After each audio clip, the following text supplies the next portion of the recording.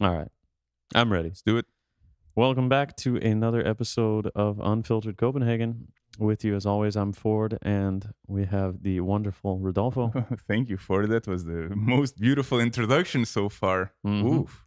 Speaking of beautiful introductions, you're Yeah. sounding quite seductive on that new microphone. Am I for it? You're stepping up to the Shure SM7B. Yeah, I got a new mic. Yeah, first impressions? Um well, I do think it sounds better, but I need to listen like a back-to-back comparison with the previous Yeah, podcast, but hopefully, I mean for the price it might as well it should sound a little better. quite better, hopefully. Quite a lot better.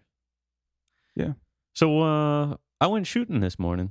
Oh, That's something I haven't done in like 3 years. Since I left the States, I haven't really shot too many when was guns. I think we did some summer trips festivities where we had like little air rifles or like pellet gun type things just for like a competition, some silly target shooting thing. today or in the No, no, States? no. Like in the time that I've been here, within the 3 years that I've been here, there's Mhm. been some times we've gone on like the vacation stuff. And you know how they have all these organized activities. Oh yeah, but Uh, that's not quite the same. That's no, like that's going to not like shooting. Tivoli and shooting like one of Yeah. those guns, and they're like, "Oh, I've been shooting." So, anyways, I went with our good friend and coworker, and Hmm. I shot some 9 millimeter. I shot like a P226, and I also shot a bunch of a like a target shooting, like a really nice 22, and then also shot a Glock 34, I think, a few other things. But it was fun, man. I really miss it. Were you better than him? No, well, I haven't shot in 3 years. I mean, and when I was shooting, because I was doing concealed carry. Every time I went to shoot, I was shooting between 7 and 10 meters, like at a self defense kind of range. Hmm. And today we're shooting at 25 meters, which is significantly harder with a pistol. But I mean, I was able to put everything into the black. We were shooting on the small target. I think it was maybe like 10, 15 centimeters wide or something. It wasn't really that big for being 25 meters away. But I was able to like get everything on the whole target. And then I think I was able to put like 70 or 80% in the black in the smaller circle. So it was pretty It good. sounds good. Yeah, it was pretty decent. I've shot a couple of times here in Denmark, but I mean, I'm not much of a shooting fan. I just went there because some of my friends were going, Yeah. and I went as well, and I'd never practiced before. And Yeah. yeah, I shot at 25 meters as well, and it was it was pretty terrible to tell you the truth. Yeah. It's pretty challenging. I was happy when I just hit the target. Yeah. It's Ye- it's quite harder than it seems. Yeah. Yeah. I think so as well. Because I mean, just hitting the fucking target sometimes, it's like you really need to You need to focus. you need to focus, and you need to be really still, I guess, and you need to know that when you pull the trigger, like know exactly how not to move or to move the least amount possible. Yeah, there's a lot of things you got to do with the form, like the actual stance, and then also when you say pulling the trigger, I mean actually you should think of it as like pressing the trigger, like Hmm. just with the pad of your fingertip. And there's a whole bunch of other little tips and things, and sight picture and all that shit. But yeah, it was a lot of fun. It's not too far from here, so I was just able to ride the bike like 10 minutes and go there. Quite nice conditions. I like how they're doing it there. They have a better setup with like soundproofing, or not soundproofing, but like acoustic panels everywhere around the shooting lanes and the whole shooting box and everything. So it's not quite as uncomfortable. I mean, of course you have hearing protection anyway, but sometimes if you don't have all that kind of well thought out design, it's just a little more loud and noisy and uncomfortable generally. But it was nice. I really enjoyed it. Sounds good. Did it bring you back old memories for it? I guess, yeah. I mean, I really just the only reason I shot is just to stay in practice, and also because it was fun when I was in the U.S. It's just a little expensive, the ammunition itself. But you find it fun. Yeah, yeah, I enjoy it. It's like relaxing and exciting at the same time. Yeah, I remember listening to, well, I listened to Joe Rogan's podcast, and he does bow hunting, Yeah, and I one of the most interesting things about the bow hunting from his perspective that I wasn't really aware of is that he sees it as a kind of meditation. Because yeah, when you're really just focusing on a target and right before you shoot, I guess you really need to be like in this zen state, just quiet, just you know, like, I mean, moving the least amount possible, Yeah, and yeah, it is a bit like a meditation. I mean, you're like in the perfectly calm state, trying to only focus on one thing. I so don't know. it's Maybe like that's part of why I like it. I don't know. I so it's never. like yoga then. Yeah, exactly. It's yoga for It's Americans. American yoga That's right. without the stretching. Yeah, Do well, you need to be in any kind of physical, like, is physical there, shape. yeah, to Uh do, I mean, I guess if you have a bow which is like, I don't know, 30 pounds or more, or like, I don't know, 12, 13 kilos, I don't know how much a bow weighs actually. yeah. You might need, and if you're going to be holding that for a while and you need to hold it like with your arms outstretched, it might I be a th- bit hard on the arms. I think if you're in generally, I mean, is there like a fitness requirement? Not really, but the better like upper body. Actually, your core is kind of important. Like you always want to brace yourself, like your core, Hmm. like flexing the abs and holding them like that, or I do anyway. But I think if you have more forearm and like wrist and arm strength, like upper body strength, it's easier for you to manage the recoil. Even though like 9 millimeter, the recoil isn't super significant, but you can just like completely absorb it, and in that way, it keeps your barrel from rising too much, and follow up shots will be more accurate and stuff like that. But yeah, I don't know. I don't think you need to be in any kind of amazing shape. Certainly, if I can do it. um, and I mean, you were carrying a gun. You always were you ever interested in shooting besides the self defense part of it? Sure. I mean, target stuff was I guess kind of fun in and of itself. The most fun stuff you can do is I think like the IPD or IDPA and IPSC, which is like What is that? the International Defensive Pistol and International Pistol Shooters Club or something like that. Basically, they do things where you have, and there's also like 3-gun competitions, but basically they set up a course where you start here and you're going to start firing your pistol over the top of this car and have to hit like all these targets, and then you run from here to another location and grab like an assault rifle and So it's take out like some target. those skeet shooting kind of thing, like where you're skiing and then you have to like, there's some kind of Winter Olympics or something of the Yeah, I don't know game about all that you that. have to ski, and then every certain amount of distance you stop and you need to shoot at the target. Yeah, it's not quite like that. It's basically you start, you need to, it's like you're going to be running and shooting, or running to a station, stopping, shooting, moving. You're like actually kind of trying to enact some sort of real world kind of combat or target scenario or whatever. And I Oh, think IDPA is banned in Denmark. Like you can't actually join it because in that one, it's International Defensive Pistol, and it's designed around basically like actually shooting other people in like a hmm. defensive scenario, so for police and all that stuff. um I'm not sure exactly why it's banned, whether it's the fact that you're using like human shaped targets or if it's just because of the concept of it entirely, but Well, I think IPSC is allowed here. the thing is, there's not really much difference between training for defensive shooting or for offensive shooting, right? uh well, I mean, I I mean, there's guess. going to be a slight difference, but mostly, I guess you could see it as just Sure. to put it in a clickbait way, just training terrorists. I guess, I don't know. But that is usually the most fun, where you have some sort of dynamic situation playing out, and you need to run from here to there. And not only are you trying to beat your score on points, but you're also trying to beat times as well. So it's like a time and score based overall score. So it's basically Yeah. a So game where you're shooting exactly, stuff and exactly. moving around. There's a video of Keanu Reeves doing a pretty badass 3-gun run. Before he did John Wick, he was doing a lot of training with a professional 3-gun shooter, and he did all his own, I guess, gunplay in that film, and he's really pretty good at it. But if you're ever interested or anything, just check out like Keanu Reeves 3-gun YouTube This, clip. It's pretty cool. was it that before or after the Matrix? I I think it don't was know if, after the Matrix, okay, because he probably did some kind of but yeah, training thing for the I don't sure, know, or at sure. least doing like the limbo, like walking under the, how do you call it? Isn't it limbo that you call it? Like walking under the, Yeah, it's like a limbo, pole. walking under a pole. Yeah.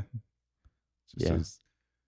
You think you you need some train that? you need some flexibility for that. Well, Yeah. depending on how low you go, Yeah, I guess so. to evade some bullets. Yeah. But I don't know. It was fun. It rained a little bit. It's kind of been shitty the past day or two. Today it was very like it was raining a lot when I was coming here. I stopped to get some food on the way, and while it was dry when I left home, and while I was eating, it just started pouring like Yeah. a fucking monsoon. It's because Roskilde is going on or going to be going on soon. Yeah, maybe that's the Hoskilde gods. Maybe they should just stop holding that festival so that at least during this week we can have some nice weather. Or maybe they should just change the dates To make it like 2 weeks in the future. make it like winter. I actually I wondered. I mean, I suppose it must be always on the same. Is it always on the I think so. At the same, let's time? say, Yeah. week number or something like that? Well, you know how Danes I mean, are. It but probably is. can't you just? It's like if there's gods up there controlling the rain, they must be laughing at us. You know, it's like when will they fucking learn just to change hold it on a different day? Yeah, I'm not envious of all those people out there in a fucking muddy.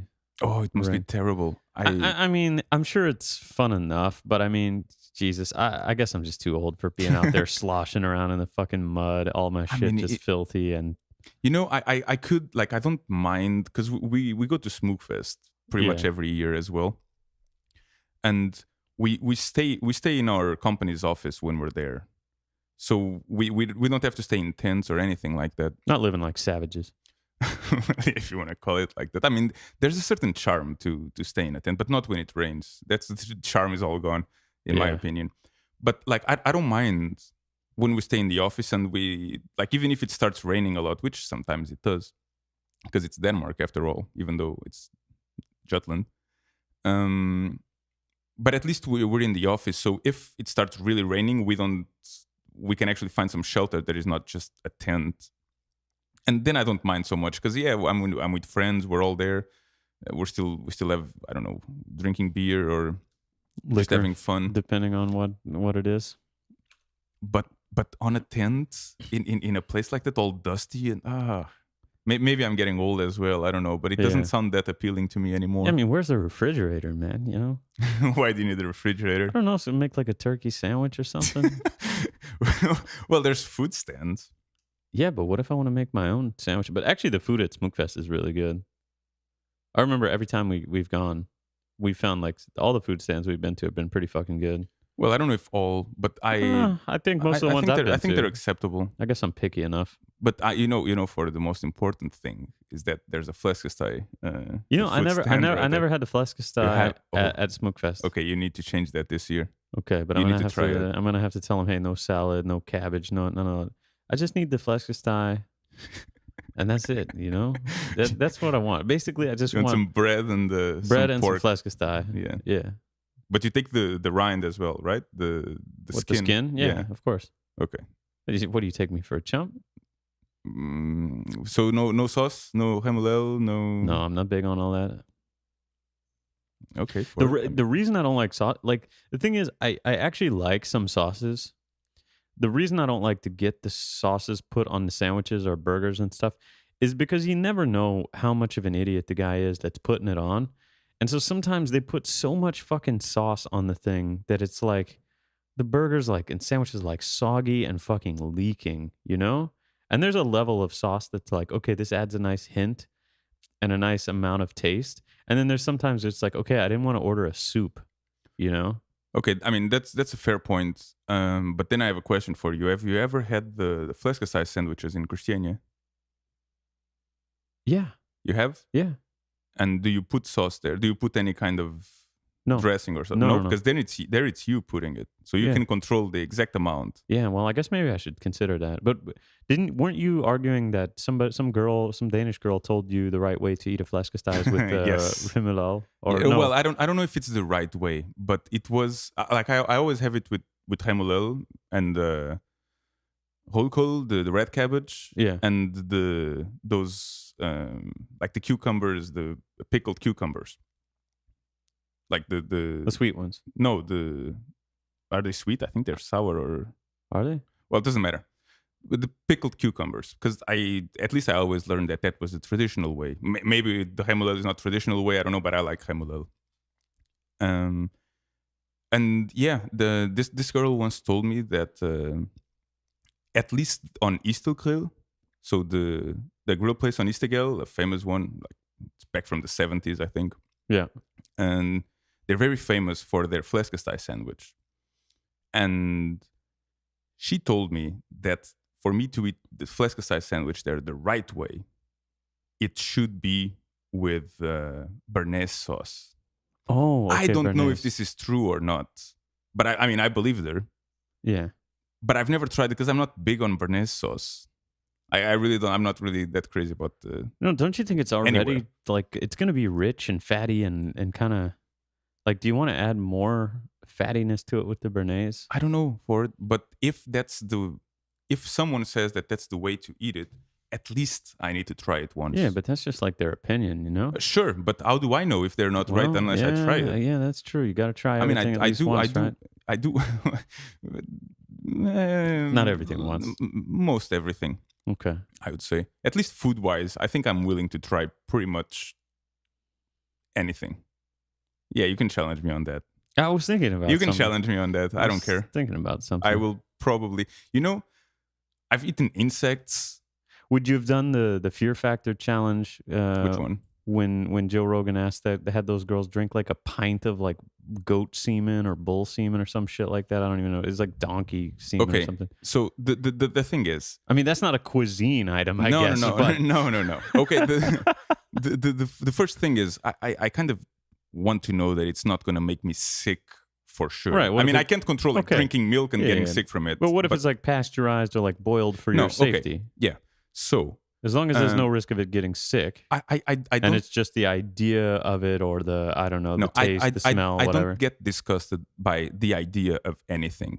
Okay. I think, especially if it's a challenge. I mean, I wouldn't be like, oh, okay, let me try goat semen just for the sake of it. Sure. But if there was a challenge or some kind of competition or a prize or something like that, Money to be won. I don't see why not. All right. Now, I mean, having said that, 10 euros to the drinker of this 700 well, milliliters. I'm a bit more expensive than that, I think. Okay. But 100 euros. the thing is, I can't. I mean, of course, I can. I'm not disgusted by the idea of stuff, but of course, I can be disgusted mostly by the smell. So Yeah. I understand that there are some things that, even though I might think that I want to try, as soon as I smell them, You might start gagging. I might be like, okay, there's no point because as soon as this comes in, it's going to go out. Yeah, again, what did they you know? say? What's that fruit? It's like the durian fruit or something, and it's supposed to actually taste really good, but it's supposed to smell like fucking putrid, like death or something. I mean, I might be able to try something like that if it's just the smell and if I actually know that there's a reward, you know? But the thing is, if you give me like half a liter of some fluid that, regardless of being a disgusting concept or not, if it just smells like death, it might be difficult because I know that I'm probably not going to be able to drink half a liter Yeah. of that without just throwing up. Yeah, during. it's like your body is telling you, hey, this smells like death and decay. Like you probably don't want to have this. Yeah, but like I said, in terms of concept of food or eating stuff, So you're up. I don't think You're up I'm- for some food challenges. Well, yeah, but there ought to be some kind of reward, you know. I guess I would do it. Like Alright. I probably wouldn't mind filming some YouTube video of me doing that if I knew it was gonna get us more listeners or something Alright. like that. So if we get one written review on Stitcher that's like a legit review, it's not us or somebody we know. Should we Yeah. have you down like a half a liter of like Well, donkey since- semen or something? Well, let's just. I think it's going to be a bit difficult to find donkey semen, to be honest. Also, I don't want to be. I don't want to be the one extracting the donkey semen myself. No. But since it's You don't since you're think- saying a podcast goals or Yeah. it's related You to the don't- you don't- podcast, you- then wait, it should be both of us doing something Well, like but that. I mean, not I can just supervise really more than but anything. you can supervise me consuming something weird, and then I can supervise you doing the same. Yeah, we don't but- need to do it at the same time. But after you're done, I might say, well, that looked. Then a we little, start. Yeah, then we little start tough. with you. Then we start with you. I don't know. Because I'll do it regardless. All you know. right. You know what? I will think do it regardless. I'm having for it. second thoughts about this whole challenge. It's better when you just do the challenge. I mean, I might be willing to do something like that if All right. if there is some kind of reward. So what do we got going on in the city? We took a little look at the news, and boy, it's like a slow news quarter. Yeah, For the it's past 3 months, the news situation has been kind of weak. So I guess we're well. gonna do There's some more rambling there's today. And there's Tinderbox happening, right? Isn't that the yeah, name of the festival? yeah, and we saw some article. There was a bunch of 14 arrests or something for narcotics like coke, amphetamine, and joints. Yeah, no shit. There's gonna be drugs at the festival. Yeah, well, whatever. Y- I don't know too much about Tinderbox. Is it like an electronic thing or what? And I don't think so. I don't know. I don't even know. So there's Tinderbox, Roskilde, Smokefest. Isn't there some other There's a thing going on too? north something north. I think there's something called Northlander. No, I All right, can't remember. I'll But take your there's a word for few. it. It's something with North in there. And yeah, there's a few. I've actually only been to Smookfest and to Distortion, if you want to count that as a festival. Yeah, okay. Well, it is a festival. Yeah, we just got done with Distortion. That was a few weeks ago, right? Yeah. 50 days ish until Smokefest. I'm ready. Yeah, it's like second week of August or something like that. Mhm. I like going over to Jylland and Have you ever been to Jylland without being for Smookfest? have I? I'm trying to think actually. Well, yeah, I have been there a few times. Not for that, but just to go to the office there. Okay, so you've never been there outside of duty. Ah, let's see. When we went to Germany, did we go through there Well, to that leave? doesn't count. That's like saying, well, Yeah. I stopped in the Well, Amsterdam airport on the way to New York, so okay. I've been in Holland, you know. Okay, all right. You got me. No, I don't think I've been there for anything but that. Okay. Which, to be fair, I mean, what else am I gonna do out there, Dolph? It's a Except big go to like a summer house and It's a like big piece of land for there's a lot of stuff happening sure, there, I think. farming and I mean, Aarhus, I've never been to Aarhus, but supposedly it's a nice city. yeah, I hear Aarhus is nice. I guess I could see myself probably, even though I haven't been, I would imagine I could live in Aarhus as well and like enjoy it quite a bit. But yeah, I don't know. I'm living here, in Copenhagen. No, you might just want to check it I don't out, want to you make know? like unfiltered Aarhus. It doesn't roll off the tongue quite as well.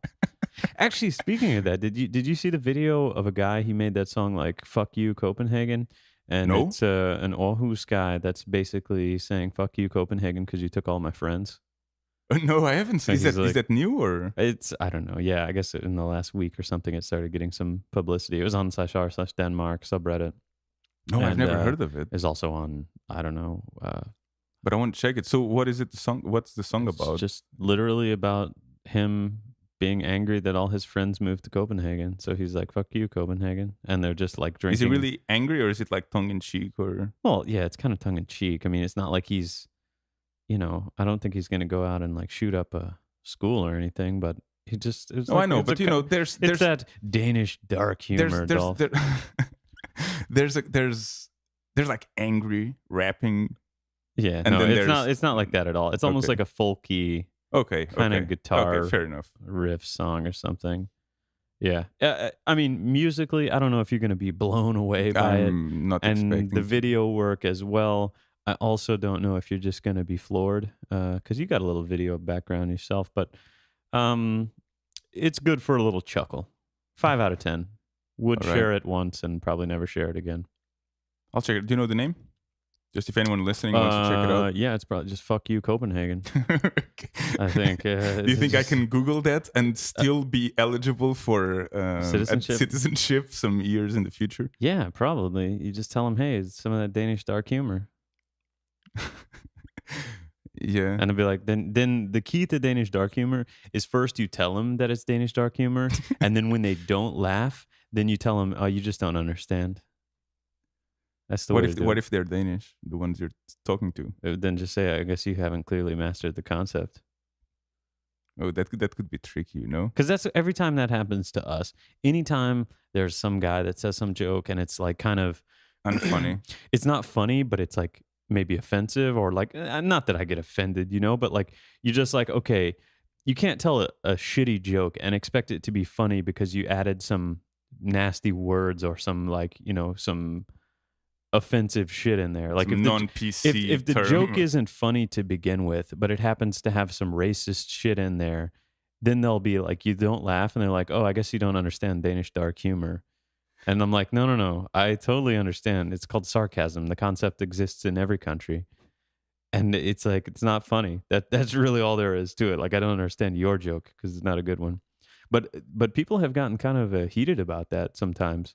Oh And yeah, I remember some of our colleagues, right? yeah, they were telling some joke to be fair, this was people were already under the influence of of vast alcohol. amounts of alcohol by Yeah. that time. Yeah.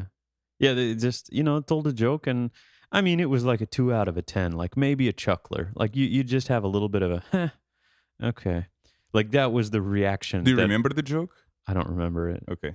But that's how forgettable it was, And I mean, no harm. Like the guys are good guys. It's not like I don't like them or anything like that. It's nothing personal. Hey, everybody tries a joke every now and then. It just doesn't work out that well. But you got to move on. You can't like defend the joke by attacking the person and saying you don't understand the abstract concept of Danish dark humor, better known as just sarcasm.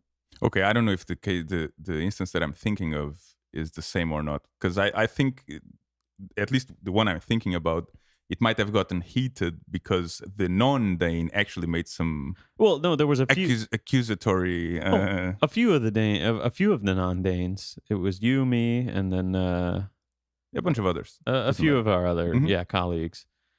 And I think somebody's like nobody really laughed, and he's like, "Oh, you don't get Danish dark humor," and like we were all like, "Actually, no, we get it. It just wasn't that funny." And then our other friend was like, "Yeah, like by the way, there's like this concept. Like a lot of Danes just think that they're really funny, and sometimes they're just not." And I think we were all like, That's not exclusive to Danes, by the way. of There's a course lot of not. Yeah, people. there's a lot of people in every. It's just a lot of people in the world that aren't funny, or that they are sometimes funny, and just every now and then they just hit a brick. I mean, just deal with it. Not every joke's gonna be gold. But then I remember we'd all been drinking, and we were all kind of in agreement, like, yeah, yeah, like sometimes Danes aren't funny, and then the guys like, We mobbed up on the yeah, yeah. Danes, all right? And then they were really defensive. Like they were. I mean, they were defensive about it. They didn't like some foreigner coming in here and telling It them was their actually jokes not weren't here. funny. It was outside of Denmark. So Yeah, we were in Spain at the time. yeah, so We're allowed to do that we could do that without feeling without fear of yeah, the Danish reprisals. Reprisal, is that the word? reprisal. Reprisal. There you go. Word of the day: reprisal. Is that the word of the day? Well, it's today. That's Now it is. shitty word of the day, though. Why? It's don't not a know. common word. A reprisal. Can you use it in context for it? Sure, I pissed off the top of Donald Trump's new wall without any fear of a reprisal from the Mexicans below. That's I like it. It's word of the day: reprisal. Yeah, see, it works because I didn't have any fear of reprisal because I was so high up on that solar-powered wall, they couldn't reach me. So shouldn't it be coal powered? Isn't that what Trump is all about? No, he said he came up with the idea himself. It just came to him in a vision or a dream that he was going to build a solar-paneled wall, and that's how he's going to pay for it. Some Danish, Really? some Danish solar experts actually tore it apart and said basically for the panels themselves, if they put the panels in the most ideal location on top of the wall and something, it would take at least 20 years to cover just the cost of the panels alone, and then to pay for the wall itself, assuming no other maintenance cost and not having to replace the panels and all this, it would take like 100 years to pay for the wall itself with solar panel. For a lifetime of safety. For Yeah, whatever. What a fucking idiot. I'm pretty sure something's going to come up pretty soon. There has to be something with that Russia thing. And I saw a poll yesterday that 2 times or double the number of Americans believe James Comey's story when he did the testimony than those that believe Trump or Jeff Sessions or whatever. So, I mean, I think the American people, you can see right through it. If you watched any of those, Senate committee testimony or whatever that James Comey gave and Jeff Sessions, it's like one guy clearly doesn't really have anything to hide and is just telling it like it is. And the other guy is like a Keebler elf looking motherfucker that's like, can't answer any questions with a straight face. And he's just so clearly hiding something. I think the fucked up thing is that I'm sure there's a lot of people who. Have you ever seen a My- Keebler elf? No, Do you know what a Keebler elf is? no. Well, I know what an elf is. There's a Keebler elf. I'm gonna just Google that for you. There you go. Hold on. I should almost pull these up side by side. Okay, he's already on here. Oh wow. Who is the Jeff Sessions? Yeah, doesn't he look a little bit like a Keebler elf? Maybe. Anyways, Keebler. Where is that from? The Keebler elf? is a brand. They make things like crackers and I don't know, just snacky shit. So there you go. I mean, to be honest, I don't know if he looks like one or not. You can't see But the resemblance? See the that? nose is very Look at different. that. See that face? Okay, now capture that face, store it in your mind. That face. Maybe It's I pretty don't close. know. Maybe if I was more What acquainted, about that one? maybe if I was more acquainted with Doesn't the that look killer like elf him? from the get go, I would have seen a resemblance. But now you're just showing me two faces. It's Oh yeah, they make these. are they good? Those things that they make. Double fudge stuffed like biscuits. It's So kind of it's like like a biscuit.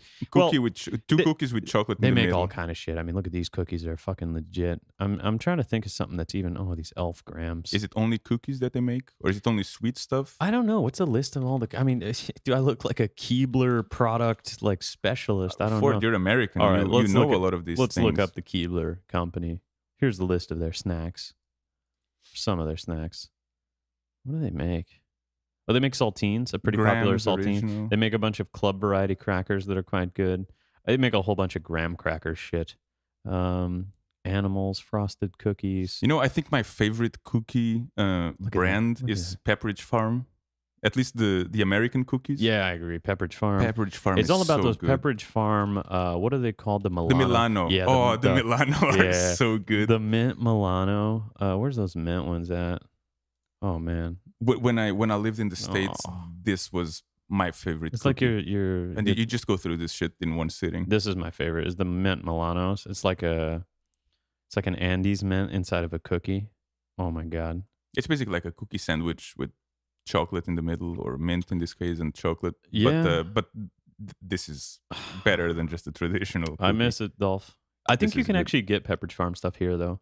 They have a little aisle in the in Bilka that's like an American aisle, Really? and you can get some Pepperidge Farm those chewy cookies. Oh, they're pretty good too. Yeah, you should just stop by whenever you leave here and just grab Maybe I'll grab some I Pepperidge can't, Farm I from the can't. American aisle, some Reese's peanut butter cups, maybe I'm not crazy on peanut butter. some Arizona green tea. That's kind of popular, but I didn't It's used really to drink it. Is popular. it good? I don't think I've ever tried it. I think it's pretty good. I mean, Is you're it not like sweetened iced yeah, tea or it's, what? it's like sweetened green tea that you drink cold. Yeah, like an iced green tea that has sweetener in it, and it tastes. It's kind of subtle, like the actual flavor of the tea itself, and then it has like almost an underlying, a little bit of like a note of honey or something. The sweetness, it's pretty fucking good. I know you don't really like sweet drinks too much. Not too much, no. No, But so you might I not like like it. tea, and I like iced tea. Oh man, look at this. Pepperidge Farm Milano tiramisu. Oh boy. I like mean, Heart attack in a spoon. that looks so good, man. I could really go for one of those right now. I don't get that excited about crazy sweet things like this anymore. No? I bet No. if you had one of those bag of cookies right now, you'd destroy it.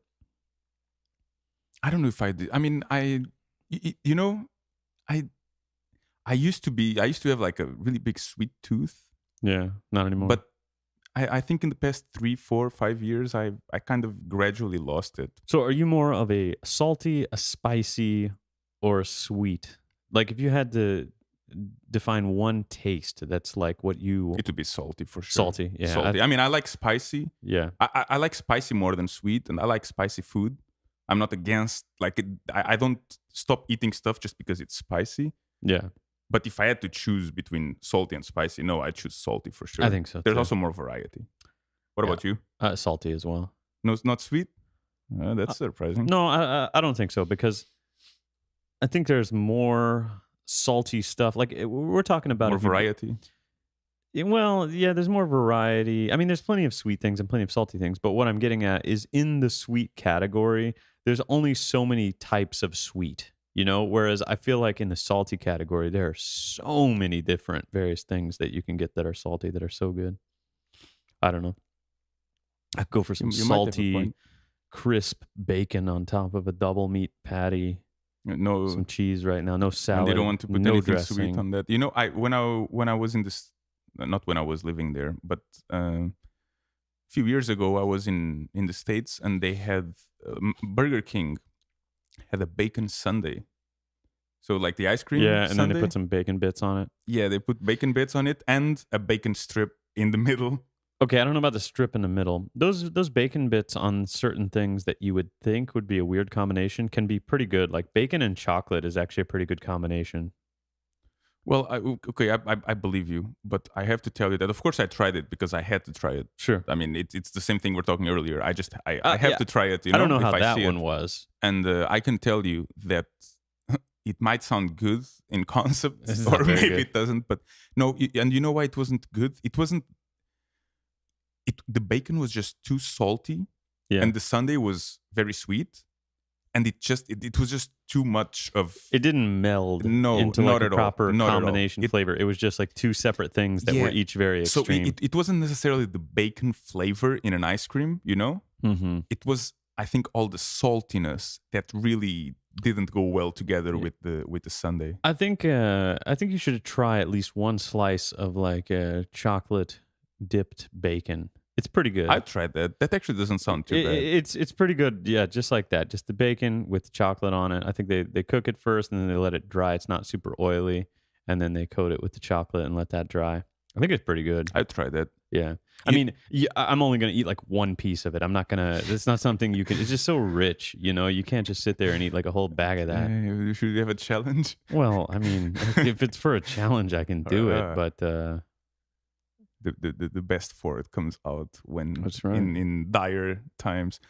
In terms of that combination, I a few years ago I got kind of into molecular gastronomy, like all those fancy ways of combining food and Yeah. of cooking food and basically treating the kitchen as a laboratory. what a hipster. Well, I don't know if it was hipster. It was just, I mean, I like science, and I've I'm just after giving you. after I moved here, I kind of had to learn how to cook. Oh yeah, So how's it how's was the just situation in Portugal? Can you just go buy stuff all the time and it's like reasonable and you just have somebody else yeah. cook your meals for you? Here you can't do that. Yeah. No, You'll go broke doing it's that so here. normal. It's so normal in Portugal for people just to they have like a 1 hour lunch break, and they just go to a restaurant. I mean, it's not a restaurant like a person in Denmark thinks of a restaurant, but it is a place that you sit down. Like a and they- cafe or something. Yeah, more like a cafe that serves. They have like dish of the day or meal of the day or whatever, Yeah. and they Did- serve you, and you pay like, I don't know, less than 10 euros per meal. So you maybe pay like 5-6 euros for a meal. Some places probably less. So 40 crowns, 50 crowns or something maybe. No, less. 5 euros is 37.5 crowns. I said 40 to 50 crowns when it's all said and done. I mean, aren't you going to get a All drink or right, something? yeah, fine for it. You're right. Anyway,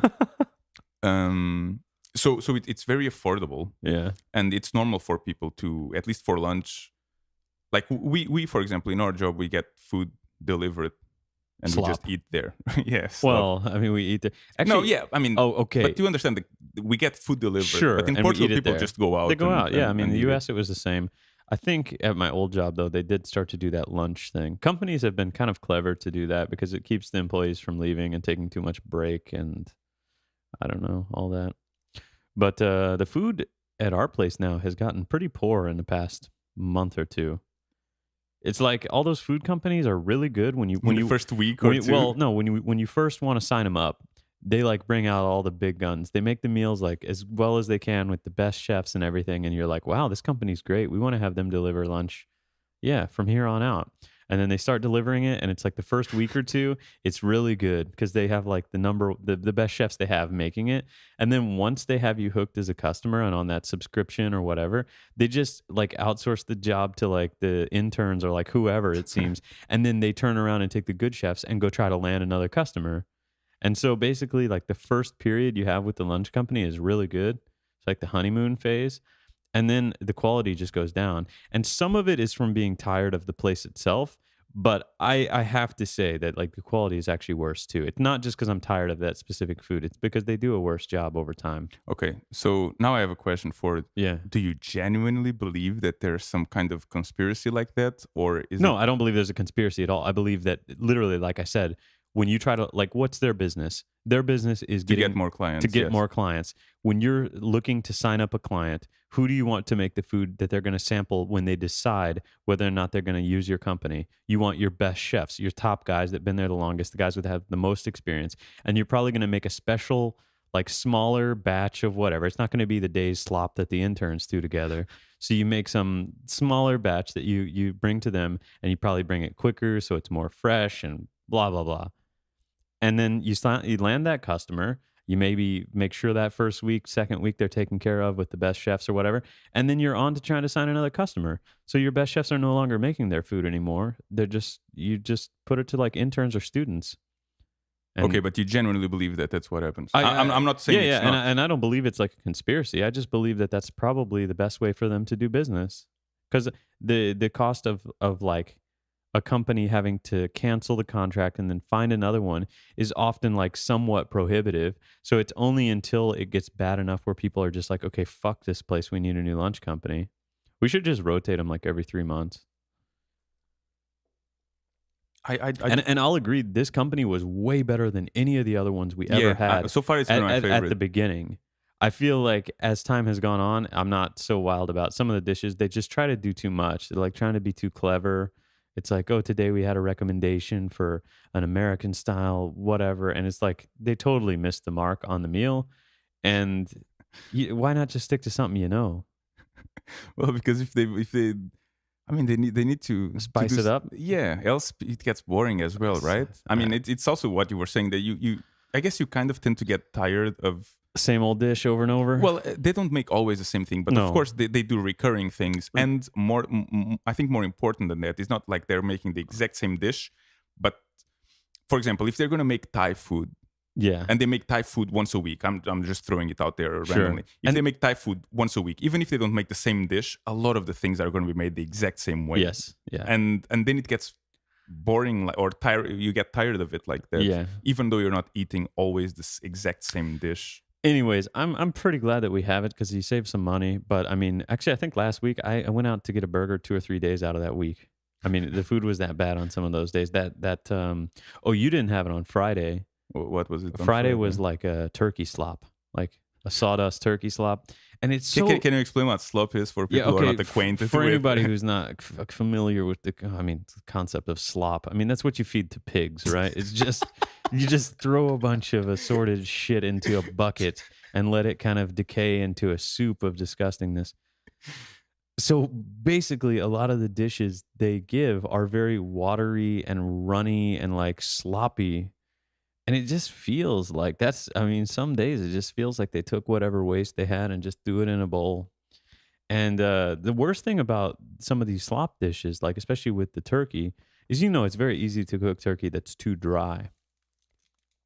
So I don't know if they cooked the turkey before, and then they, after they cooked the turkey, they put it in liquid afterwards. But either way, it always comes out. It's so surprising to me that meat can be that dry after having sat in like a bowl of liquid, like water. Like it should already be absorbing something. Anyways, so we had some dry turkey slop. I didn't even try it. I know better than anybody that it's just not a good idea to try the turkey from the lunch company.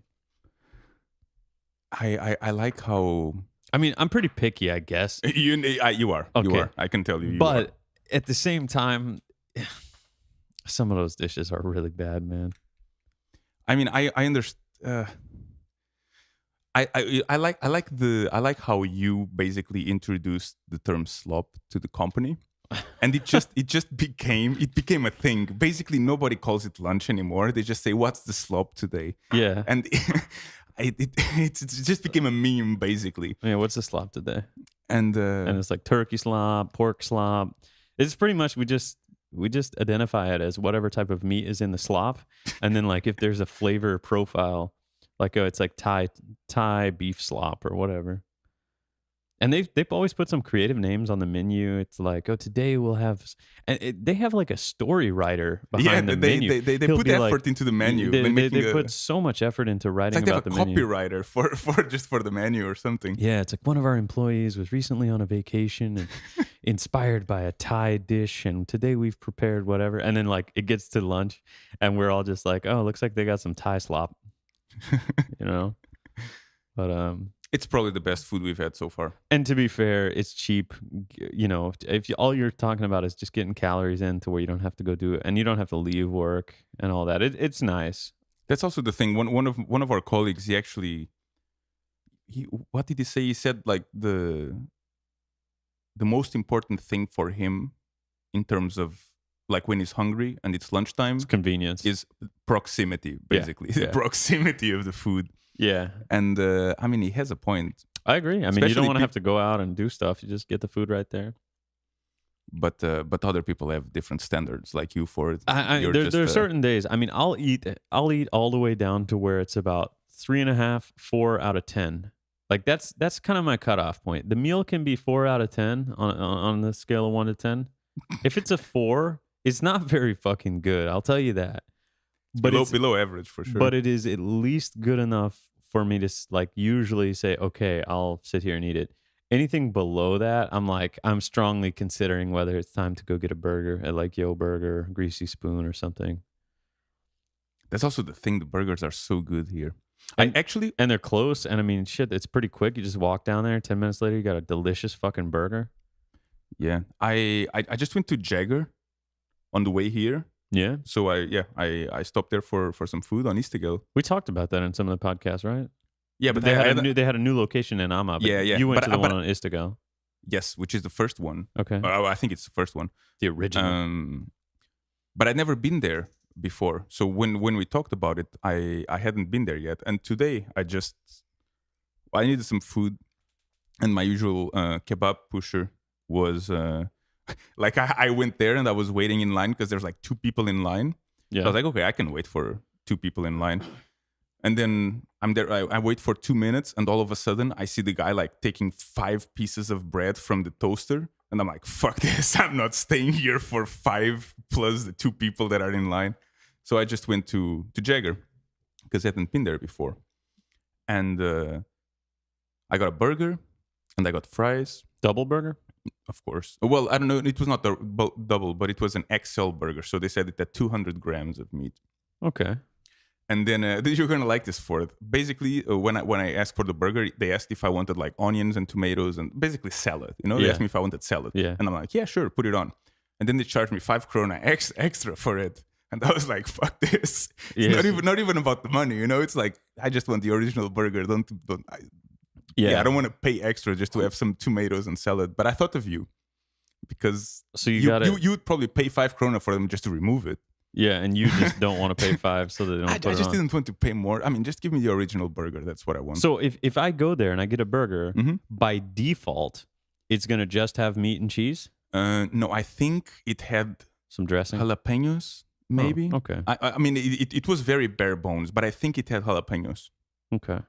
But it wasn't. It didn't have lettuce or tomatoes or onions or anything like that. No, you have to pay extra for that. Yeah, God, that's so stupid. I mean, those things are probably the most inexpensive part of the burger, and it's probably where they end up making the most profit if they charge extra for it, which in that sense, I guess I get it.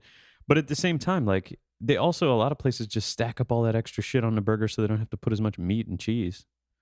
Well, the thing is, I got the burger that they said 200 grams, so at least that was decent. So, at least that was the amount that was there. It's not like they were going to stack the burger more just to make up for less meat. Sure, but on a scale of 1 to 10, how was the burger though? Okay, I have to say I was quite disappointed with the burger.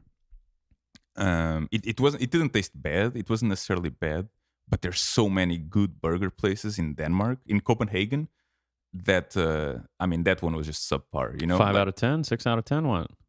Maybe 5 out of 10. Yeah, the fries were great though. I love the fries. So the burger was substantially worse than Yo Burger, in my opinion, yes. And worse than Greasy Spoon.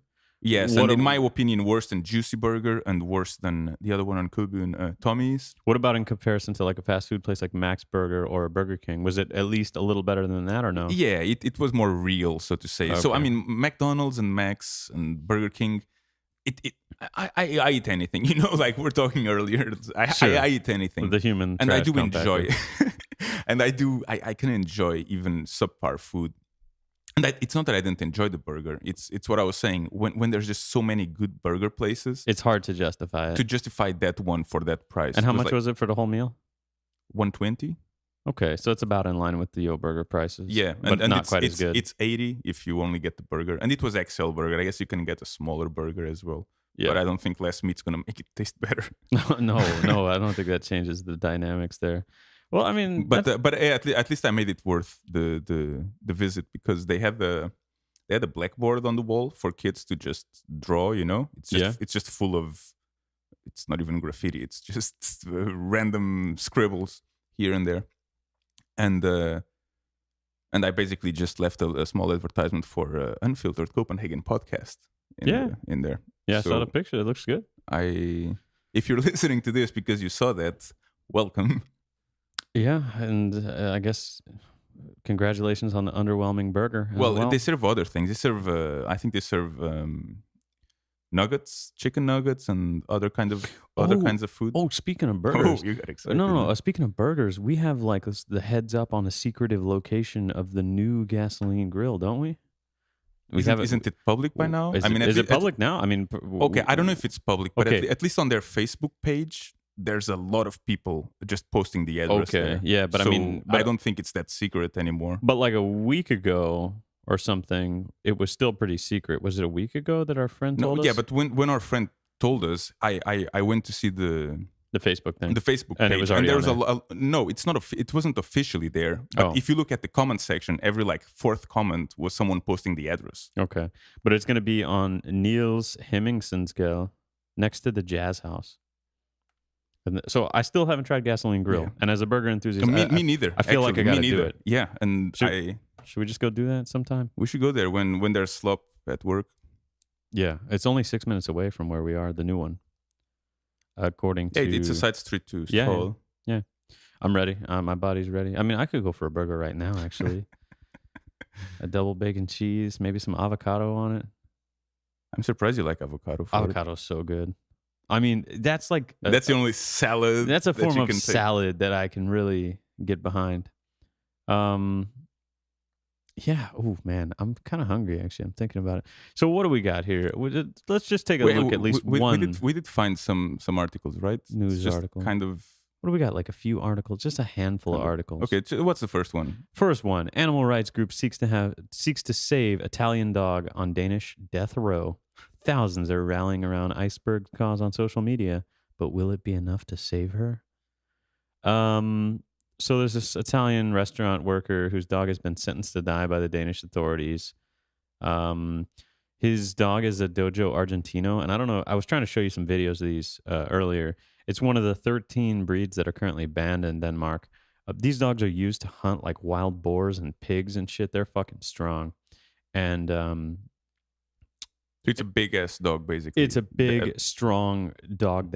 It's literally like I think it was bred to hunt pigs and boars, like wild boars. Is And it naturally more violent, or is it just strong? So it's I just think it's inherently more naturally dangerous? strong as fuck, and like its whole physiology is designed to like latch on to something and just choke it to death, or shake it to death or whatever. But they actually put armor on around their neck, like they put some actual armor around their neck so that they can't get kind of gored or whatever by the boars, and they just go at it. And I think they just in a pack they just choke the boar and just kind of submit it down and kill it like that. So anyways, it's a pretty big and serious dog.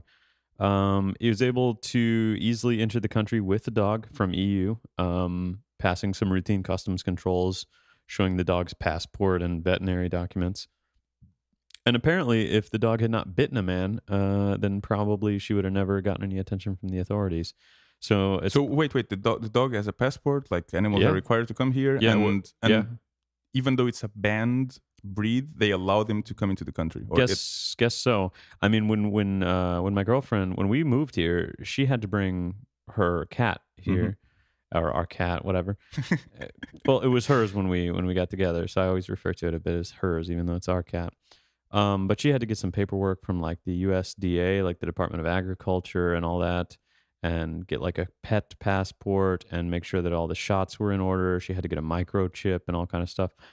And it was like a big deal. But then when we got to customs here, she just started walking through, and like the customs guys wouldn't have even cared. Like you've been through customs in Copenhagen airport. You just walk out and nobody even bothers you. when I come from the States, they are actually. Oh no, customs. No, yeah, that's the same.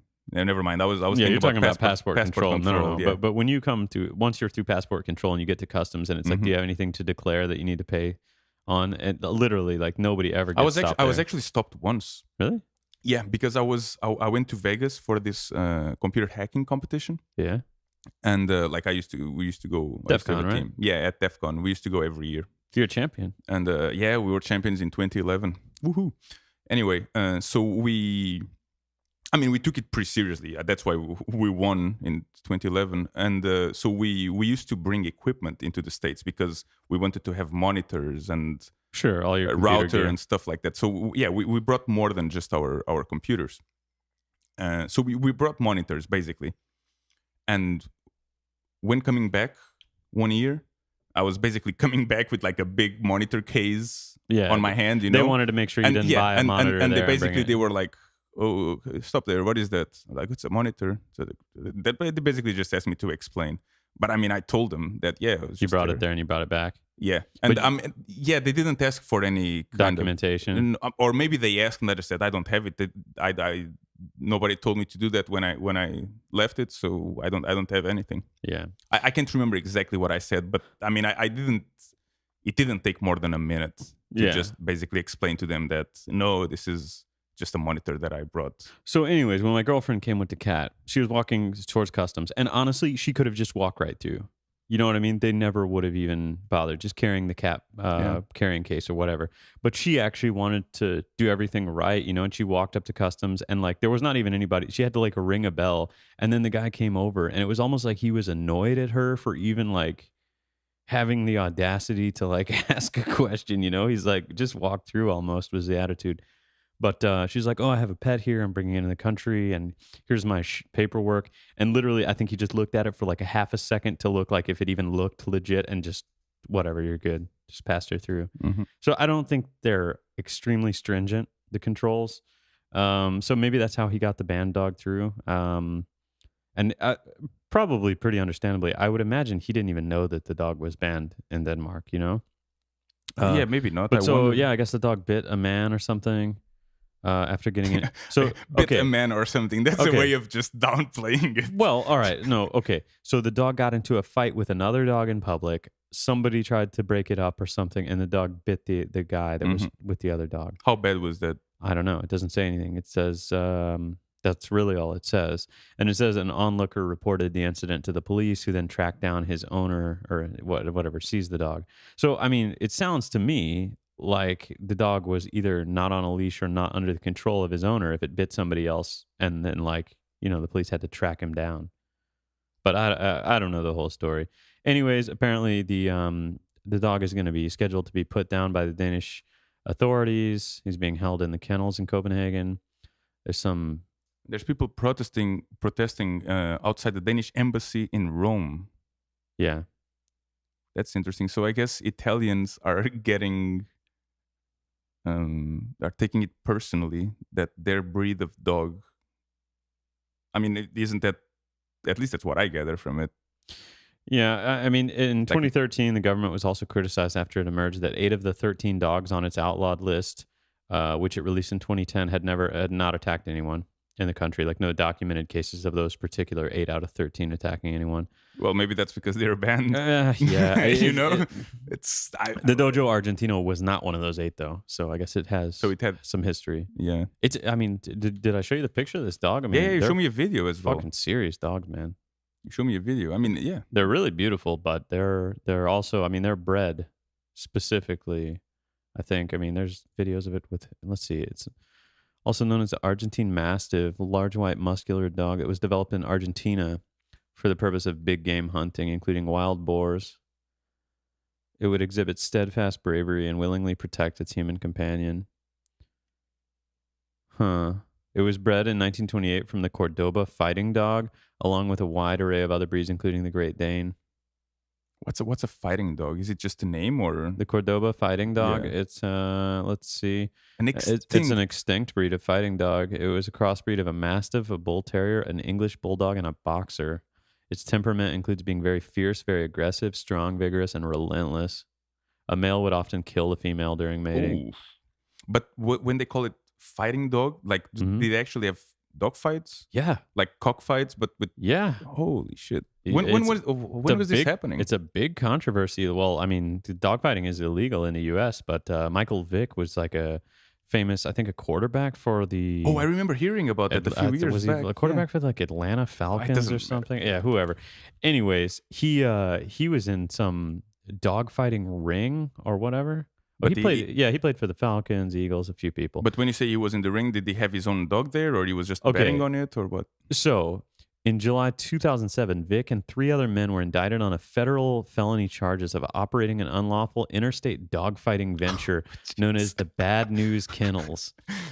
Vic was accused of financing the operation, directly participating in dogfights and executions, and personally handing thousands of dollars in related gambling activities. Ooh, 2007. Mm-hmm. Yeah, Wow. because when they fight these dogs, oftentimes, I mean, usually it's a fight to the death, but oftentimes, I guess near Even the the winner, end, but even the winner probably is not going to be in very good shape. it depends, I guess. But yeah, I mean, oftentimes they also have to execute the dogs that either don't make it or Yeah, whatever. yeah. And so it's a super cruel, fucked up thing. I mean, they specifically breed these dogs with aggressiveness and they train them. I mean, in a way that is just going to bring out the worst nature of the dog, Hmm. and then they just have them fight to the death for their own enjoyment. And it's pretty fucked up. But anyways, this Cordoba fighting dog that was bred into the Dojo Argentino, I think this was bred specifically for fighting. So, thus, fighting dog. Wow. And is And a that why breed name. it's extinct? Like because I'm not those sure. those Yeah, maybe. fights are not Well, happening kind of anymore, and might be. Yeah, it might just also be that it was just so aggressive that like if it's not going to be used for fighting, nobody wants to own a dog with that kind Yeah. of temperament yeah. by default. Yeah, it's banned in Denmark. I wonder if we can look up the list of banned dogs in Denmark. Here you go. Pit Bull Terrier, Tosa Inu, American Staffordshire Terrier, Fila Brasileiro or Brasileiro. Brazilian fila, basically. Okay. Dojo Argentino, American Bulldog, Boa Bull. I think this is probably some South African style dog. And a Kangal. What is this Boer one? I have a feeling this is going to be a South African type dog. No, is it not? Yeah, It South looks- Africa. Yeah, South African Mastiff. Looks cute. Yeah. Huh. So mastiff, is that because I see a pattern emerging? Like the other one was also a mastiff. Yeah, I guess Mastiffs Is this- are pretty. Like, are they big or are they violent or aggressive or what? Or all of the above? I guess so. I mean, I don't know too much. I'm not like a dog breed expert or anything like that. I know about some of them just from like personal experience or knowing people that have them and stuff like that. But yeah, it seems like terriers. Oh, and it So says there 12 more are lined up on the second article. Really? So maybe we're gonna have 25 banned breeds.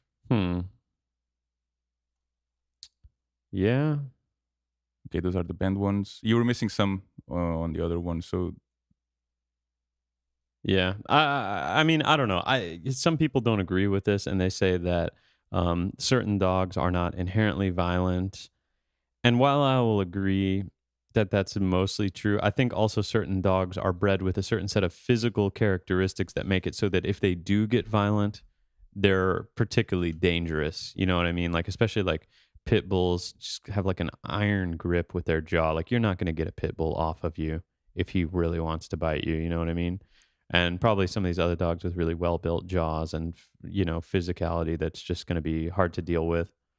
it's a slippery slope as well because if, Yeah, and also a lot of people don't train their dogs the right way. Like sometimes you see these guys that just seem to have no idea I think I'd of say discipline, and I'd then say most people that have dogs probably don't really know how to. I think here in Denmark it seems much better in the U.S. Dogs in the U.S. have a way worse temperament because nobody has any fucking idea how to train them apparently. And for the most part here, dogs seem to me to be pretty well behaved. But I mean, that doesn't mean all of them are. And all it takes is one not very well trained dog to freak out because he thinks, some guy's attacking his owner, even if he's not, or he just gets scared. Usually dogs attack because they're scared or for whatever reason. And some dogs are just more jumpy than others. But yeah, I mean, if you ever seen like a dog bite victim or somebody like that, it can be pretty fucked up, the wounds and all that. I mean, there's a reason besides their awesome sense of smell. There's a reason police use them. Yeah, exactly. So there you go. Hopefully, I mean, I guess good luck for this Italian and his dog here. I mean, I don't know if they would.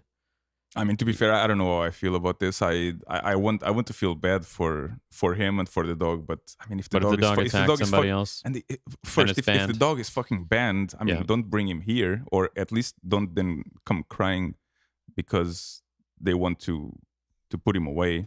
I don't yeah, know if putting him away. I'm sure if you just if he decides to leave the country and take the dog with him, they're not going to force them to just put the dog away instead. You know? I don't know. I'm not 100% sure, but Yeah, either well, me way, neither. But if the dog is banned, they probably shouldn't let him just roll right on through customs. You know, like if you're gonna ban something, I mean, I understand you can't have 100% coverage, but I mean, apparently he just went right through the customs controls. I guess I mean, it's how are you gonna have I guess a custom ban? control is not trained for looking for dogs. I guess I Sure, don't but know. shouldn't the breed be on the pet passport? For Like all sure. they need Yeah, to do yeah, is look at the breed and see if it's on the ban list. I mean, yeah. it That's doesn't true. take like a whole fuck ton of experience to check a word list against a word. You know Yeah, what I no, mean? you're right. You're right. I just for me that just seems to would have saved this quote unquote tragedy or whatever. I mean, the person wouldn't have gotten bit. Maybe this guy wouldn't have had to deal with this hassle. I don't know. We wouldn't be talking about it though. There'd be less content for the podcast. I would just find something else to talk about. So yeah, unlucky there. Have you ever had a dog? I had two dogs, but they were small dogs. But one of them was a hunting dog actually, and I Okay. had it in an apartment. It was a small dog though, but it was the breed. It was a Portuguese breed. It was called Podengo Português, so Portuguese Podengo, and yeah, I guess you can find it if you want to see pictures of it. It was a hunting dog, but it was so tiny that I guess it was okay to have it in an apartment or to have it wasn't completely antisocial or like that, you know. But for example, if a random person came into the apartment, he would just start barking, Yeah. and if the person tried to pet him, he would bite them. I mean, he wouldn't attack them unprovoked. And after some time, after they got, I guess, how do you call it, acclimated to the presence of a stranger in there, Yeah. Then he they'd be chilled kind out. of well, they'd be chilled out, but they wouldn't necessarily be like, okay, you can pet me now, you know. They'd just be like, okay, fine, you're not a threat. But it was a hunting dog, and I remember bringing him to my grandparents' house, and they had some chickens there. And as soon as he saw the chickens, like if we actually let him get close to the chickens were inside a barn, you know, like with a The fence and all that. with a fence. Yeah. But he would be like jumping onto the fucking fence trying to get in there. Yeah. So you could see the You could see hunting the writing on the wall. yeah, coming out when he actually saw something that he could hunt, I guess. So chickens. Yeah. Yeah, that was one of them. Okay. The other one that I had was a Yorkshire Terrier. So Okay. it's also a small dog. It's very cute. Yeah. I don't really like small yappy dogs. I hate dogs that are yappy in general, but especially small yappy dogs that like don't seem to know their own size and they just bark at everything and just kind of Well, to be fair, that, like, I small think man I think I syndrome. think part of this was also because we didn't really know how to train them. Yeah. And I guess a point can be made as well that dogs, to begin with, shouldn't be 24/7 inside an apartment. no. So you know, I mean, there's a lot of things that we certainly did wrong, and I mean, I got it when I was a kid. Yeah. So especially when I was young, I would just kind of grab them whenever I want, you know, and I drop them like once or twice. So, I mean, of course, that doesn't. That's not how you train a dog. Yeah. But I mean, what the fuck did I know? I was probably around 9, 10 years old when I first got them, and but what I was going to say something. It doesn't matter. I guess you But I like lost it those now. guys, and they're not Oh. they're not here with us anymore. We had a beagle, like a rescue beagle when I was really young. They had taken it from some guy that was like really abusive to his animals. The beagle we got actually had a scar on his stomach that was like 30 centimeters long, like he had been cut. From the owner? Yeah. Um, And we figured we'd try to adopt it and like rescue it and give it a good life and all that. But I think it was just so scarred from whatever. He was always scared. Like anytime you would even raise your hand, like if you were just going to raise your hand to reach up to the cabinet and get a Hmm. glass out of it or something, anytime you raise your hand, he would cower in fear. Like he had been like really abused. Yeah. And he just, I think also had like some social, yeah, like some anxiety problems and stuff like that. He would chew on like the window blinds. He like I remember one time we came back and he had like cut his mouth chewing those metal Oof. window blinds and he was like bleeding all over the house and stuff. And yeah, anyways, that didn't work out for long. We tried our best and then yeah, we had to give him back to the shelter because it just wasn't really working out, unfortunately.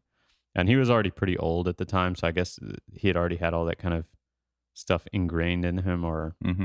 yeah, I mean, he wasn't really trained; he was just kind of abused. But that was like the one dog I've had. I also lived with. I had a roommate that had a really well trained and beautiful German short haired pointer, which is like a hunting dog as well. That dog was great. She was pretty awesome. But yeah, I think it's just unfair to have them in an apartment. I mean, unless you get specifically a breed that's supposed to be kind of like a chill, Yeah. not outside, not super energetic breed, it's just probably not even right No, to I have mean, them in an yeah. apartment. In hindsight, of course, I Yeah, think it of was. I think course. it was. I don't know if I'd call it terrible, but it was definitely not good. Yeah, For the dogs, I guess we kind of, if you think about it selfishly, I mean, we kind of enjoy their presence regardless, even though they used to piss everywhere. And yeah, it's kind of funny because they really used to piss well, maybe not everywhere, but in very specific spots and constantly. yeah. And no amount of Training was gonna fix that. yeah, training or punishment or whatever you want to call it, like it just didn't fix it. It's just something that after some time we just kind of got, okay, this is the way it is. We just clean it up, and by we, of course, not me. Um, anyway, the interesting thing is when the oldest one died, that basically stopped. So when the first one died, then the remaining one, then he always pissed where he should, like on the newspaper in the corner of the kitchen, you know. Yeah, So it was most certainly just some kind of marking territory kind of thing, you know, yeah. because they really used to piss in various different spots in my apartment, always in the same spots, and both of them chose the same spots. I don't know how you could have dealt with that. You didn't. Yeah, you got to train them so they go outside. Well, we lived on the 8th floor in an apartment. I mean, it's a bit tricky to go outside unless you actually take them I outside. know, but you have to take them Yeah, yeah, outside. but we just didn't do that. I mean, we had a corner where it was their toilet was there, so in newspaper. And the thing is, they knew that that's where they should do it, Yeah, because whenever they noticed us finding that they had pissed somewhere yeah. else, Then they give you the they, shame look. yeah, They'd yeah, run and away, they'd and run away, and they would kind of hide behind some piece of furniture, and then kind of, look out at yeah, you with that look, guilty look. yeah, just Yeah, they look know they out. did something They know wrong. that they did wrong, but they'd keep doing it. Yeah, it's and probably just and a marking thing, like yeah, a it, territory it thing. must have been because it just stopped when the oldest one died. Yeah, there you go. Yeah, No, don't have, no, well, I mean, I certainly learned the lessons. Like, no, you probably shouldn't really have a dog in an apartment dogs in apartments unless you're doesn't work that willing well. to take them out. And I mean, to be fair, maybe there are some kinds of dogs that they're actually well behaved in that sense, but the ones we had were not. Whether that was certainly our fault to a big extent, but maybe it's Yeah, just breeds that are not really conductive to having in an apartment. yeah. What else we got? But if I would have a dog now, I would actually, I don't know, buy a book, and I would actually try to learn how It's a, it's to. a, it's a serious, I mean, investment. Like you're gonna be with that animal like as a part of your life for like maybe 10 to 15 Yeah, years, for at least a depending on the health. decade, probably. And you really want to do everything the right way, train them right. You don't want to get one if you're not going to be able to really take care of it and all that. So it's almost like having a child in a way. It, I it mean, is. It is. so yeah, but I think for the most part, people in Denmark seem to take it pretty seriously, and the dogs here are pretty well trained for the most part. I see a Um, lot more. I mean, maybe it's my perception, there's a lot but of small I dogs here. but I see a lot more people with cats instead of dogs here Really? I never see. Well, you don't really see people in walking apartments. cats on No, no, no, leashes. no, no. I'm talking about people Okay. who have animals in their apartments. Okay. Yeah, if you're gonna have an animal in an apartment, a cat is way easier because it's gonna take care of everything itself, pretty much. Like you can just leave it with food and water and like a clean litter box, and it's not gonna need you for a while. Yeah, my mom's cat, he likes to, like, he can't go into the kitchen. Like my Yeah, mom has to lock the kitchen whenever she leaves home, yeah. or even when she's home. But if she's not in the kitchen, she has to close the door because the cat will just turn on the faucet and Start drinking. no, just turn it on. He just likes Okay. the water. Just turns it on by himself, and then he just there and stares at it. So basically, if you leave home and you forget the He's gonna have a high water bill. yeah, if you forget the kitchen door unlocked, it's, I mean, it's guaranteed that when you come home, Yeah. it's gonna Shouldn't you just change the type of like faucet thing instead of the push handle? Have one with like yeah, the I rotating guess handles. I guess it's not that big of a It's problem easier to to just close the close door. the fucking door, you know. Yeah. But it's crazy how much that cat loves water, and he Yeah. does it right in front of us as well. You know, it's like I'm having breakfast there, He's and looking right he at just you. he just jumps onto behind the tap, Yeah. and then he looks at me, and like while keeping eye contact, just his Yeah. paw kind of pushing it. You know, Yeah, that's how it's like, cats do it. They're gotcha. assholes about it. Have you seen the video of the cat that's like knocking the glass off the table and the lady sees him and she's like, no, no, no, no, don't do Yeah, it. And then the I cat think stops and looks at her and he just looks right in her eye and I've fucking seen pushes that. it Yeah, the rest of the way and That's breaks it. basically the same. Yeah. Yeah, that's cats for you. Just straight up assholes. Yeah, I'm not crazy about cats. You know, I once heard that I can't remember where I saw this. Probably on the internet. Maybe somebody's told me. I don't know. But it's like one of the differences between cats and dogs. It's like if you have a dog, if you give food to a dog, it thinks you're God. You know, it's like, oh, I'm God is bringing me food. If you give food to a cat thinks he is God. It's Yeah. like, oh, finally someone's sacrificing something for me, you know, bringing me what I deserve. Yeah, It's that's right. I'm not crazy about cats. Also, I got my grandfather used to have a cat when I was really young, and I got bitten by him at a very young age. So I guess that helped me not liking cats. Okay. Yeah, I was never really much of a cat person until I met my girlfriend and she had two, and then we moved in, and I was like, oh, I don't want the cats here. So did you become a cat person, or you just kind of endured it? I guess at first I just kind of endured it. I mean, it's a lot of responsibility to take care of another living human, and I mean, hell, I can hardly take care of myself, you know.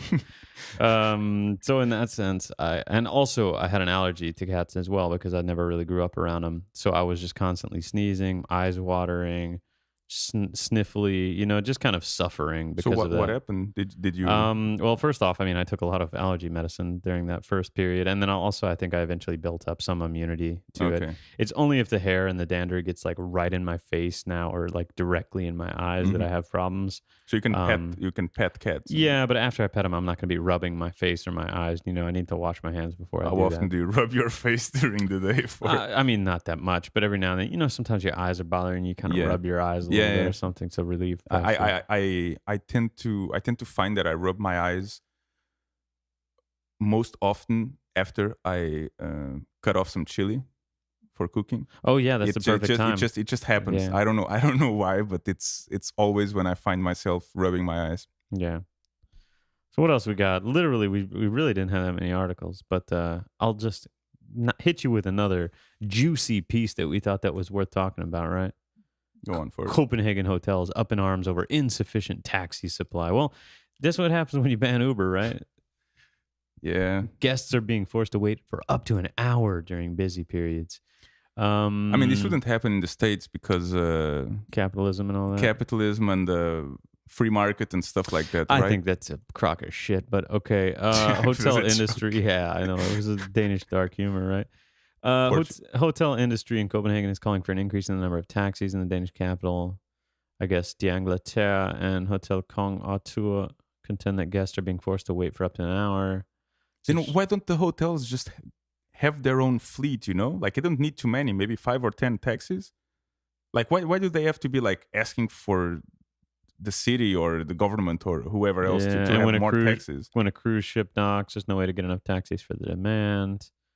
Yeah, but then Since 2009, the numbers of taxis operating in the capital has dwindled by about 450 cars. It's now down to 1,890 cars Well, if taxis. if they weren't so fucking expensive, there would probably be more people taking them. And Yeah, first off, taxis here are way too fucking expensive. Second, probably they only have an amount that's reasonable to run normally because, like, not a lot of people use taxis here. I don't think as many as it seems that there I are to actually, me. I actually, I'm not sure about that. Really? Yeah, I mean, I see so many. Like I have friends who go out, and these are friends like even when they were students or when they Yeah. didn't have like very high paying And jobs, they'll take a cab and they somewhere. just take a cab to go from one place in town to the other at night just because. It's easier and Yeah, cheaper or and I whatever. don't know.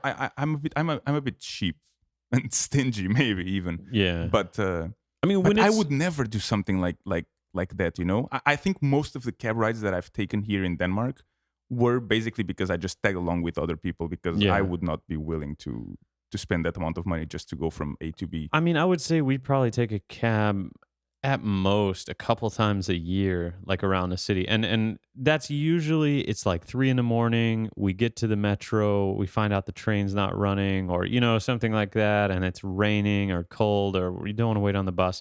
Usually the only time I take a taxi or when Uber was still allowed, when I took an Uber, is those situations and actually I took Ubers more often than I took taxis Me because it too. was so much cheaper that then I was like, okay, 70 crowns to go from here to here. That doesn't sound so bad. Like it's Yeah. raining. We got 3 or 4 people with us. We're drunk, whatever. It just made more sense to do that. But I'm not going to pay 250 or 300 crowns for that same ride that I could have got 70 or 80 crowns for an Uber. And but actually, one of the things we have used it for a number of times is when we take our cat to the vet because she just, if you got to take a cat like 3 or 4 kilometers and it's not really right on the metro, and she's not really wild about being in that box being carried around the whole Yeah. time, it's just easier to jump in a cab, get her there really quickly, and then get her to the vet, and then do the same on the return.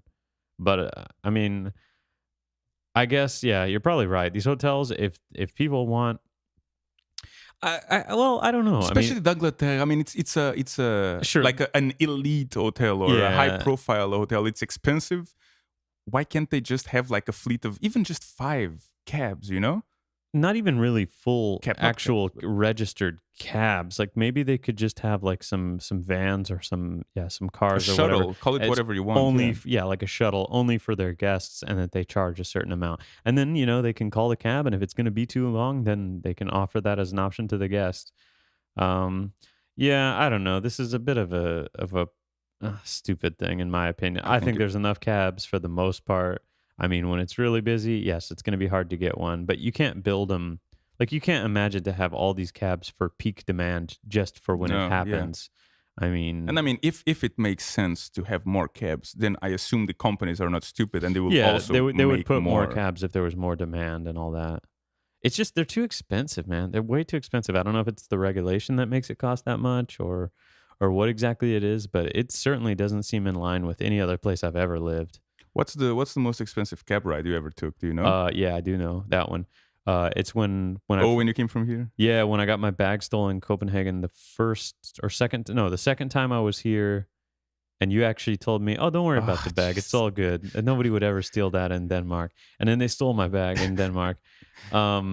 So I It lost. wasn't just me, I know. And living here now, and hey, you understand I why I totally said it. understand. Like I wouldn't have expected that, but Okay. but I probably would have held it close. Like my inclination was still to hold it closer. Hmm. I just, yeah, I don't know. We were drinking. I let my guard down. Whatever. So I lost my bag that had my brand new MacBook Pro in it that my dad bought me as a gift. The bag was a gift. I had a bunch of other like sentimental things in there, and a bunch of them were like kind of high dollar items too. And then my car keys were in there. And so when we flew back to the States, the airport was like an hour by car away from my house, and my car was parked there, but I didn't have any car keys. So we had to take a taxi back to our house. It was like an hour and a half or hour and 15-minute taxi ride, and I think it was like $100 or something. How did you get in your house? My girlfriend had some keys. Okay.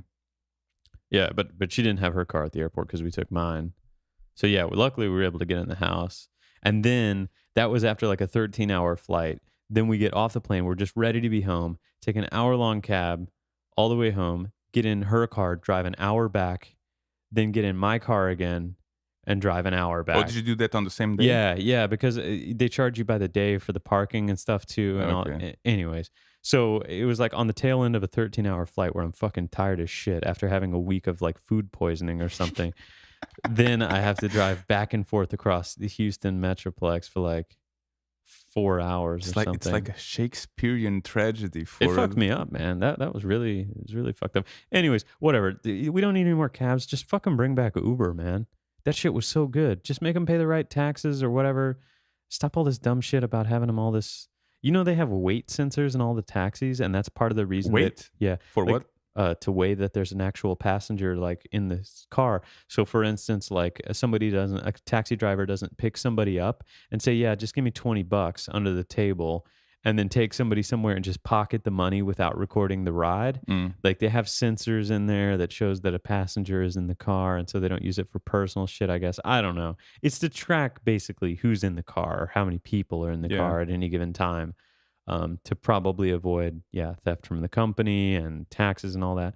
But honestly, they want that shit to be implemented on Uber, or that's part of the reason, I guess, that they argued that they weren't following the right regulations and all that. They should just have some. They should just bring Uber back. Honestly, it's so much more convenient. It's cheaper. The app is like 1,000 fucking times better. It actually makes me want to take an Uber or a taxi every now and then because it's like somewhat fucking reasonable, like within the realm of reality. Like I could go from here. I could literally take a cab from here 3 kilometers with the regular taxis, and it would cost me 200 crowns for a 3 kilometer fucking ride. Yeah. I mean, what that's like $30 fucking dollars. It's like $10 a kilometer. Well, That makes no sense to me. it's the price for freedom for Yeah. for Danish freedom. How long have we been going? I think about 2 hours almost. Or no. It's like a hour, Hour 1 and a hour half. 15, something like that. I can tell you the exact time. I just don't want to go too long because otherwise. 1 hour 25. All right, we got a little more 1 hour time. 25. We actually have one more article, right? We got 2 more articles. One of them is kind of questionable whether it's going to be that kind of quality content that's just going to punch you in the chest with quality. Here you go. Well, we already talked about All right, this. yeah. There's a lot of rain at Roskilde. Torrential rain showers in Roskilde. But I Done. guess that's kind of expected, right? That's not even news. Every year, I think. Yeah. just happens. Predicting heavy rain during this year's festival. It won't be the best weather, is the quote. This weekend will be cool and wet, especially Sunday. Yeah, great. Cool. Move the date. Just do it in some other time. Yeah, I don't know. It sold out, I guess, again. Right? Maybe. Oh, I think it did the part out Oh, tickets. yeah, part outs, yeah. So only 1-day tickets are still available for Wednesday and Thursday. That's it. So there you go. Roskilde Festival volunteers got trained to spot potential Wait, terrorists. go down. Do you like that? On Monday, the Roskilde Festival announced that all the available 80,000 part out tickets had been sold. Is it? That's what I just told you. No, All the yeah, part yeah. out tickets are sold. Yeah. But is that 80,000 total, or is that 80,000 the ones that were still available since, I don't know, they reported them? All the available 80,000 part out. And I think that means all the tickets that were available, like the entire amount of part out tickets total, 80,000. They're all sold. Okay. For some reason, I assumed that The way they more worded than, it more wasn't than ideal. But I would assume that there were more than 80,000, but maybe not. I mean, 80,000, I guess it's quite a fair amount of people, Yeah. especially because those are part out tickets. So you're still going to have more people that just take daily. You don't have any idea how many people go to Roskilde every year, right? I mean, we could probably look it up. I mean, is that We can what you're getting at? I'm picking up what you're putting down. And Well, if you knew it by heart for it, you didn't need to. how would I know it by heart? I don't know. You're a smart man. You're very knowledgeable in certain areas. Clearly not on how many people attend Roskilde. Yeah, it doesn't say how many people are here on some of these. Fuck, man. Oh, wait, it does say guests. So, wow, 1971 was the first one. 10,000 people. And nowadays, you're looking at about 130,000 people. Yeah, okay. So Yeah. I guess 80,000 Makes plus sense. daily tickets might make sense. Yeah. Foo Fighters is going to be there this year. Is it this year? Oh, Yeah. Justice. I like Arcade Justice. Fire, Justice. Oh, yeah, you do like Justice. Blink 182, they canceled. What a bunch of Ice chumps. Cube. Ice Cube is here instead of Tribe Called Quest. The Weekend. Oh, that's Also. right. We talked Oh, about it. Trentemøller is there as well. Well, he's Danish. But I mean, is that he wasn't here last year Yeah, but I guess it's less or the year before surprising that? Okay, he well, was sure, there in I mean, 2014. All right, fair enough. can't be there every year for it. You got me, Dolph. You fucking got me. Okay.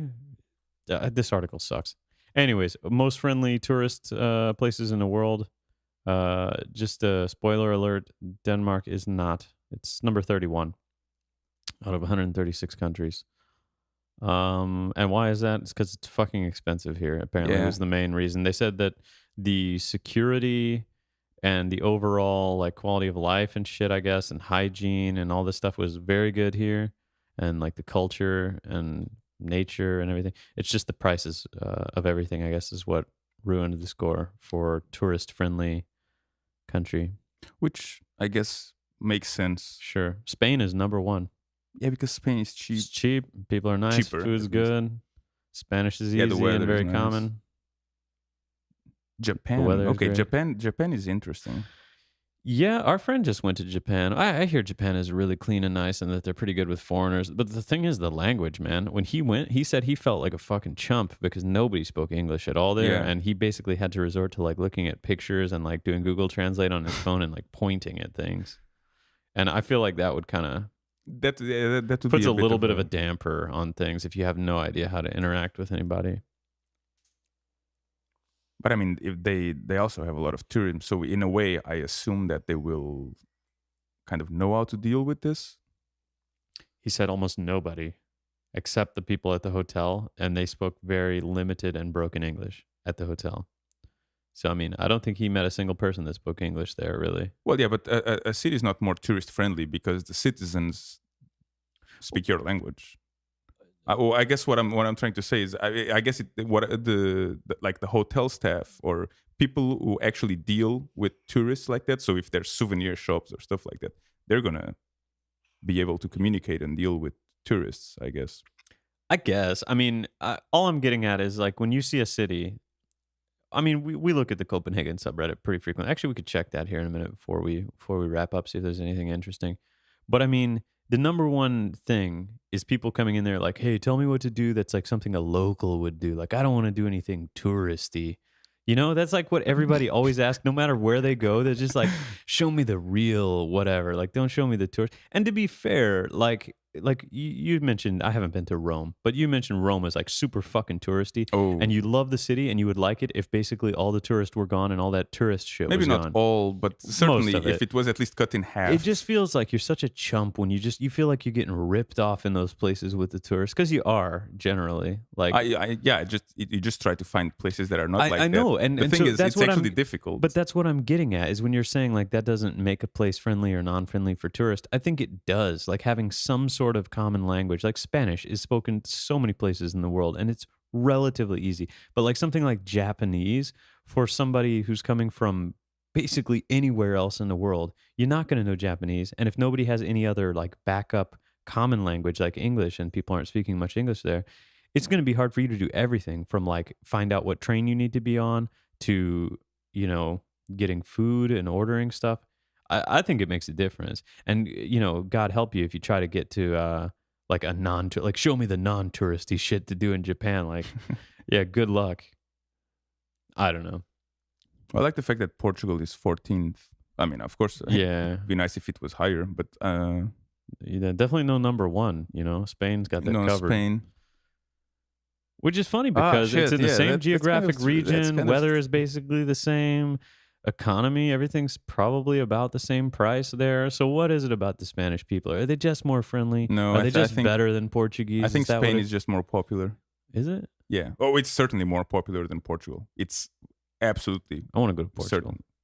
Yeah, I think you'd like it. I've been to Spain so many times now that I'd definitely like to go to Portugal. Yeah, and I mean, you've been to I've been to the vacation southern coast. Yeah, vacation vacation spots in Spain. spots in Spain. I want to see the real. It's not like you've Portugal. been in Madrid or I want to see the Barcelona. real Portugal, Dolph. I want to see the back alley of some place in Lisbon that has like a fresh shit taken right on the street. You know. No, I don't know if I can show you that, but what would I show you for the real Portugal? Yeah. What would you show me? Some cafe that's like the Moonfisher. Well, if you just go to a random cafe, it's gonna look like It'd be that, like that. a Okay, little then bit like that's that. cool with me. But yeah, I guess if and yeah, it's a bit of an ambiguous term what the real blank I real know. It's country such a is, but yeah, to be fair, I guess if you wanted to see the real, you can still do it in Lisbon. Like you can still see the real Portugal in Lisbon. yeah, But if you wanted to really see the real Portugal, you'd probably have to go out of Lisbon, or at yeah, least go out of the center of Lisbon. Just go to the suburbs. yeah. But yeah, I could definitely show. I mean, if you go to my hometown, Leiria, I, I mean, it's not a touristy place, so anything there is going to be real Portugal, I'd say. Hmm. Well, I'm just taking a look here at the Copenhagen subreddit, and I gotta say, I'm not seeing anything popping out at me. Cats in Copenhagen. Yeah, I read that the other day when it was posted. Somebody just saying that they didn't notice any cats in the street in Copenhagen, and that's true. It's because they basically just kill them all, I think. There's not that many stray cats. I think all cats have to have a microchip, and then if they don't, they just take them to the shelter and probably euthanize them or something. Yeah, you don't really see stray dogs either, right? Yeah, I Do you? think you see a few stray Where? dogs. Probably closer to Christiania and that surrounding area in Christianstown. And are you sure they're stray, or are they just like some? Well, they might just be living free like the hippies they are, but I think there's also some that maybe just don't seem to have anybody paying attention to them. But So do, I do have they to have a assume they're stray. how do you call it? Not a leash. Collar. The collar. Sometimes yes, sometimes no. So yeah, the ones that have a collar, obviously somebody owns it, Yeah. but some that don't, I mean, you can't really tell. But no, you don't see too many stray dogs or cats, and I think that's good, man. In fucking Greece, holy shit, there's like animals just roaming around doing whatever. Yeah, I don't know exactly how it is in Portugal nowadays, but at least when I was in like elementary school and what's after junior high, whatever you call it, like up to like 7th, 8th grade, Yeah, I remember a seeing lot of stray strays. I don't know if a lot, but at least I remember seeing the same ones over and over. Yeah. Well, there you go. All right, I'm trying to think that's of a good outro, but we should probably do that begging for let's reviews just and all that. No, should we leave it? yeah. Anyways, Well, if you have an idea for a good story or you want to potentially be a guest on the show, send us an email unfilteredcph@gmail.com. If you're listening on Stitcher and you want to do us the biggest favor in the world, you could leave a review on there, not just the stars, but like write a little note, be like, "Hey, Rodolfo sounds like he so should much watch better. The Notebook." Oh yeah, Oh, that's another challenge yeah, right that's there. another challenge. Watch the Notebook while I drink. Anyways, if you leave a written review on Stitcher, apparently it's really good for our Stitcher visibility or something. If wait- you like us, I think, in my opinion, even more important than that, like our Facebook page. yeah, then you can catch our actual updates, and Rodolphe writes a little commentary on there from time to time. So yeah, I guess that'll be it for today. What are we gonna do? Go get a burger? I'm going to a concert. Oh, I'm okay. going to Spoon in Ama-Abiu All right. at 9. Well, have fun with that. I will try. See you guys next time. See ya.